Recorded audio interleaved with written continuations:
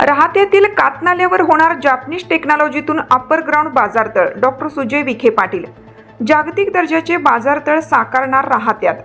राहता शहरात जपानी तंत्रज्ञानाच्या सहाय्याने आधुनिक अप्पर वॉटर बाजारतळ उभारण्याचा महत्त्वाकांक्षी प्रकल्प साकार होत आहे.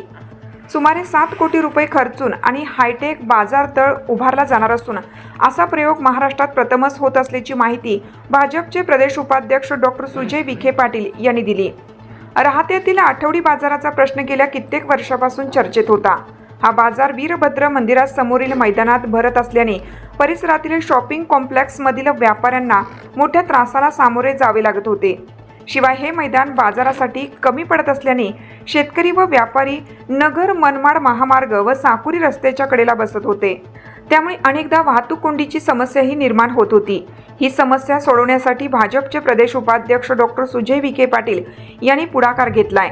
यावेळी कातनाल्याची स्वच्छता इस्टिमेट तयार करण्याच्या सूचना दिल्या आहेत.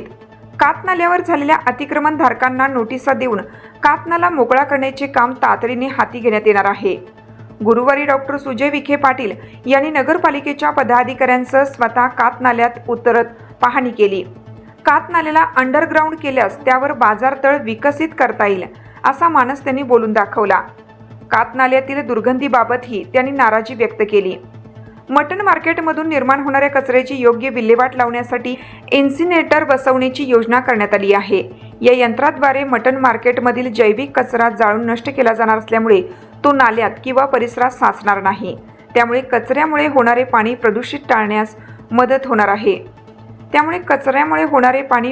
टाळण्यास मदत होणार असून परिसर स्वच्छ ठेवण्यासाठी ही मोठी मदत मिळणार आहे. जापनीज टेक्नॉलॉजीतून उभारण्यात येणारा हा हायटेक बाजारतळाचा महाराष्ट्रातील पहिला प्रयोग असणार आहे. त्यासाठी तब्बल 7 कोटी रुपये खर्च येणार आहे. याबाबत माहिती देताना डॉक्टर सुजय विखे पाटील म्हणाले की राहता शहराचा बाजार वर्षानुवर्ष वीरभद्र मंदिरासमोर भरतो, परंतु या बाजारामुळे मंदिरातील भाविक व परिसरातील व्यावसायिकांना अडचण होते. शिवाय साकुरी व नगर मनमाड रस्त्यावरील वाहनांनाही अडथळा येतो. जर कातनाल्याला अंडरग्राऊंड केले तर सुमारे 1 ते 1.5 एकर जागा वापरायला मिळते. या कातनाल्याच्या पुराचे भविष्यातील 50 वर्षाचे नियोजन करून आराखडा तयार केला जाणार आहे. जापनीज टेक्नॉलॉजीने कातनाला अंडरग्राऊंड करून त्यावर भव्य बाजारतळ उभारण्यात येणार आहे. राहत्यातील मटन मार्केटचा कचराही कायमस्वरूपी नष्ट करण्याचा प्लॅन करण्यात येणार असून सध्याचे मटन मार्केटला स्थलांतरित करण्यात येईल असंही डॉक्टर सुजय विखे पाटील यांनी सांगितलं. येत्या 1 एप्रिलपासून या कामाला प्रारंभ करण्यात येईल व पावसाळ्यापूर्वी हे काम पूर्ण होईल असा मानसही डॉक्टर विखे पाटील यांनी व्यक्त केला.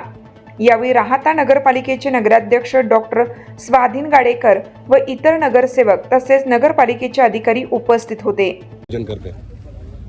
माझं माननीय नामदार राधाकृष्ण विखे पाटील साहेबांच्या नेतृत्वामध्ये जे काही राहत्याचा विकास झालेला आहे, अनेक वर्षापासून साहेबांच्या आणि माझ्याही मनामध्ये खंत होती की राहत्याला बाजारासाठी जागा नाही. वीरभद्र महाराजाच्या प्रांगणामध्ये जो बाजार लागतो तो आज बाजार साकुरीचे रस्ते जाम करत आहे, तो बाजार आज नगर मनमाड जाम करत आहे, तो बाजार आज या छत्रपती शिवाजी महाराजांच्या नावाने असलेल्या कॉम्प्लेक्सचं पूर्ण एंट्रन्स बंद करत आहे. आणि म्हणून कुठेतरी बाजारतळ व्हावं, जागेची उपलब्धता नसल्याने यावेळेस आपण एक प्रयोग करतो. एक पहिली टेक्नॉलॉजी आहे जी जॅपनीज टेक्नॉलॉजी आहे. त्यामध्ये आपण त्या सगळ्या लोकांना बोलवलं आणि असा निर्णय घेतला गेलेला आहे की कातनाला म्हणजे साकुरीच्या पुलापासून तर नगर मनमाडच्या पुलापर्यंत जो कातनाल्याचा स्पेस आहे तो 50 वर्षाच्या पूरला लागणारं पाणी ग्राह्य धरून तेवढ्या साईजचे मोठे कॉन्क्रीट डॅक टाकून तो पूर्ण कातनाला परिसर अंडरग्राऊंड केला जाणार आहे. अंडरग्राऊंड केल्यानंतर माझ्या मते जवळपास 1 ते 1.25 एकर जागा राहत्याच्या बाजारतळासाठी उपलब्ध होईल आणि हा राहत्याचा सर्वात महत्वाकांक्षी प्रकल्प ठरणार आहे. आणि एकदा हा प्रकल्प यशस्वी झाल्यानंतर याचा बोध घेऊन अनेक शहरांमध्ये महाराष्ट्रामध्ये जिथं जिथं नाले वाहत आहेत आणि जिथं शहरीकरण वाढलेलं आहे असा पर्याय आपण उपलब्ध करून देणार आहोत. मला असं वाटतं की आम्ही सगळेजण एकत्रित बसलो होतो, नगरसेवक नगराध्यक्षांबरोबर चर्चा झाली. कातनाल्याच्या हातीमध्ये जेवढं अतिक्रमण आहे त्यांना नोटिसा द्यायचं काम सोमवारपासून आपण करत आहोत. मटन मार्केट जे आहे ते मटन मार्केट तुर्तास आपण स्थलांतर करीत आहोत. बाजार तर विकसित झाल्यानंतर परत मटन मार्केट जसं लोणीला एक मॉडेल मटन मार्केट तयार झालंय तसंच मटन मार्केट आपण राहत्यामध्ये देखील तयार करणार आहोत. त्या संदर्भात काही चर्चा झालेली आहे. कातनाला हा पूर्ण साफ केला जाईल. आज मी स्वतः कातनाल्यामध्ये उतरलो. इतकी दुर्गंधी आहे. तिथं मांस फेकलं जातं, तिथं कोंबडीचे पंख आणि ते सगळं जे होतं तिथं फेकलं जातं. हे राहता आपण पाहिलेलं नाही. म्हणून मी ताबडतोब पालकमंत्री महोदयांनी विनंती करून 50 लाख रुपयाचं इन्सिनरेटर राहत्या शहरासाठी आपण मंजूर करतोय, जेणे की जेवढं कचरा हा मटन मार्केटमधून एकत्रित होईल त्याचा डायरेक्ट जाळून हा कचरा कुठेही इतर पाणी दूषित करणार नाही. ही सुरुवात आहे. 2 वर्षामध्ये राहता ओळखू येणार नाही. विकासाच्या दृष्टिकोनातून हे मी तुम्हाला शब्द देतो. हा कातनाल्याच्या प्रकल्पाला लागणारे 7 कोटी रुपये हे माननीय नामदार राधाकृष्ण विखे पाटील साहेबांनी मंजूर करून घेतलेत.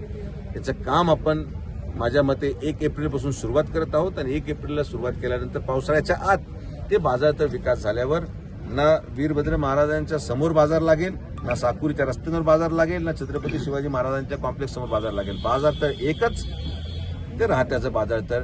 मग सगळे पाळणे भविष्यात तिथे यात्रेचे लागतील. जेवढे सणासुदीचे स्टॉल लागतील ते रस्त्यावर लागतात तिथं लागतील. ते राहत्याचं औद्योगिक केंद्र म्हणून ओळखलं जाणार आहे. असं एक नाविन्यपूर्ण प्रकल्प आपण करत आहोत. मला विश्वास आहे आणि मी राहत्या शहराच्या जनतेला विनंती करतो की जे काय आम्ही करतो हे तुमच्यासाठी आहे. एखादे 2 लोक नाराजही होतील, काही लोक विष कालवायचा प्रयत्न करतील, पण मी हात जोडून विनंती करतो जनतेला की आपण सगळ्यांनी सहकार्य करा. आणि मी आपल्या माध्यमातून जे लोक यामध्ये काही वेगळा प्रकार करायचा प्रयत्न करतील त्यांना मी सांगणार आहे की आपण कृपया करून महासत्ता न्यूज प्रतिनिधी सोमनाथ डोळे, झरेकाठी.